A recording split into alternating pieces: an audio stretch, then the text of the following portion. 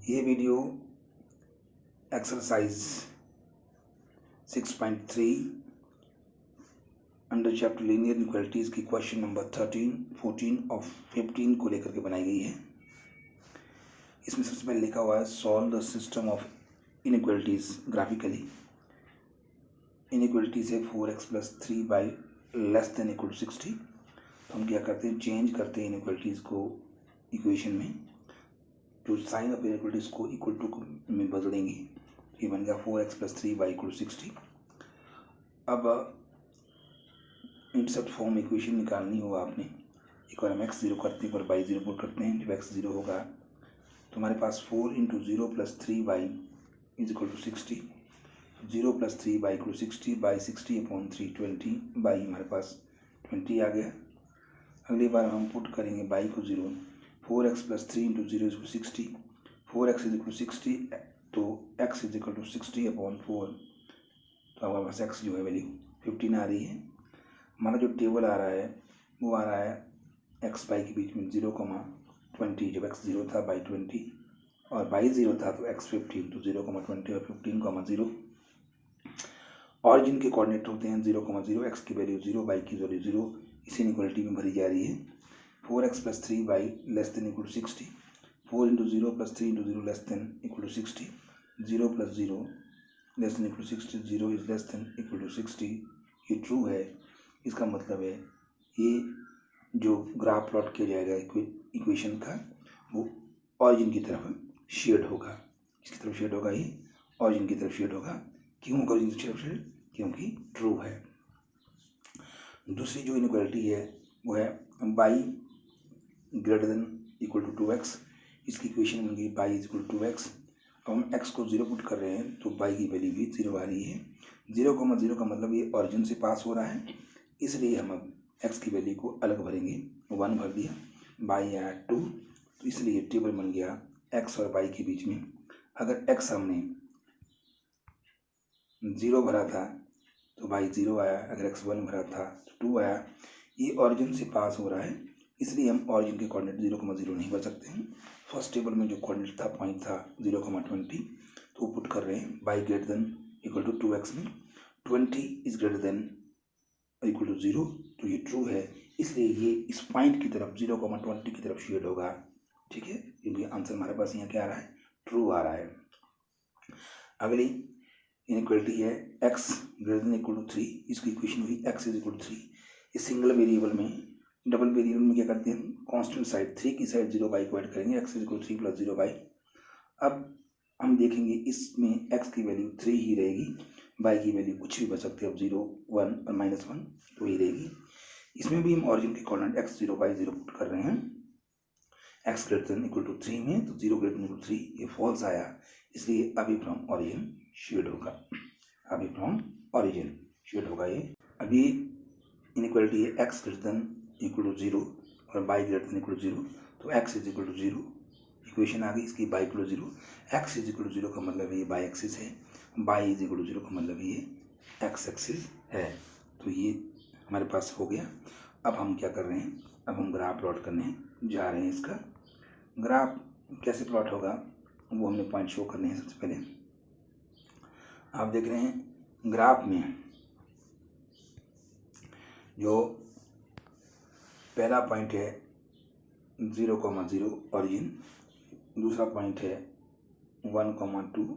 तो ग्राफ जो है सॉलिड लाइन से पास होगा इनसे, क्योंकि ये ग्राफ हमारा ऑरिजिन से पास हो रहा है।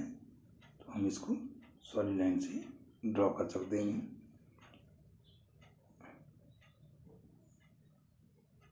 ये हमारा फर्स्ट इक्वेशन, ये हम कह सकते हैं पहली जो हमारी आई थी, ये इसका ग्राफ ही है। अब दूसरा ग्राफ कहाँ जा रहा है हमारे पास, वो पॉइंट भी हमें शो करने पड़ेंगे। तो उसके लिए पॉइंट क्या है, 0,20 ये पॉइंट है, इसके थ्रू ये ग्राफ पास होगा। और सेकंड में आप देख रहे हैं ये पॉइंट कहाँ पास हो रहा है, 15,0 से। ये पॉइंट 15,0 है, तो इन दोनों पॉइंट को भी हम सॉलिड लाइन से ड्रॉ करेंगे। सॉलिड लाइन से इसलिए ड्रॉ करेंगे क्योंकि साइन ऑफ इनइक्वलिटी में इक्वल टू का साइन भी था, इसलिए ये ग्राफ हमारा यूं चला गया।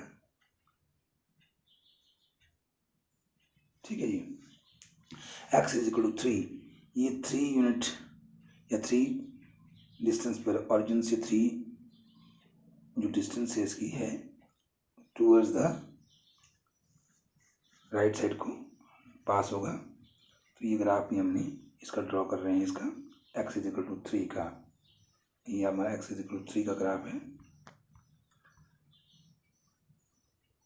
ग्राफ के एंड में जो है एरो लगाना है क्योंकि ये एंडलेस होते हैं, राइट। और y इज इक्वल टू 0 का मतलब था ये आप बस x एक्सिस थी, इसके पैरेलल लाइन ड्रॉ होगी। y is equal to 0 x axis होगी और x इज इक्वल टू 0 जो है हमारे पास ये लाइन पार होगी y एक्सिस। कौन सी लाइन होगी ये? y एक्सिस हम देख रहे हैं।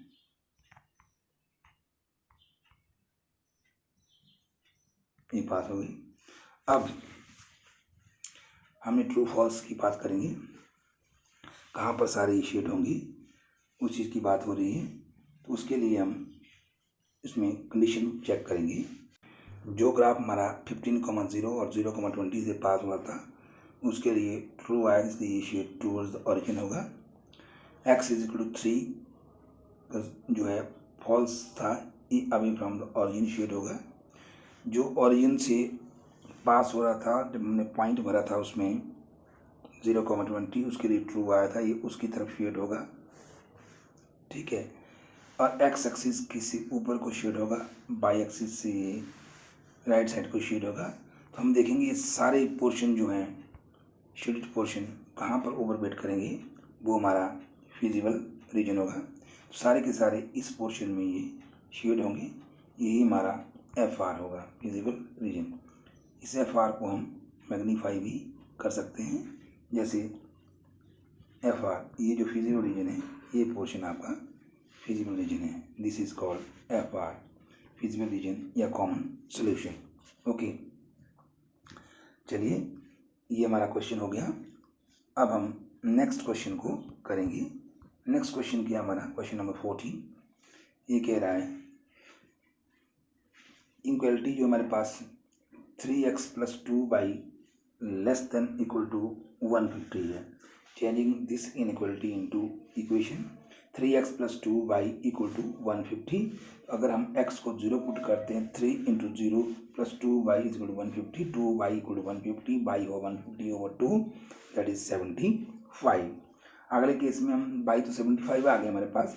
अब y को 0 पुट करेंगे हम, 3x + 2 × 0 = 150, 3x = 150, x = 150/3 50। तो 0,75 और 50,0 आपके पास पॉइंट्स आएंगे। अब ऑरिजिन की वैल्यू पुट करेंगे, x 0 y 0, 3x + 2y less than equal to 150 में 3 × 0 + 2 × 0 लेस देन इक्वल टू 150। तो 0 is less than equal to 150 true है, ये भी टूवर्ड्स द ऑरिजिन शेड होगा। अगली इनक्वालिटी है x + 4y less than equal to 80। इसको भी हमने चेंज किया इक्वेशन में, साइन ऑफ इनइक्वालिटी को हटा दिया इक्वल से, x + 4y = 80। अब x को 0 पुट करेंगे, 0 + 4y = 80, y = 80/4, y की वैल्यू आ रही 20।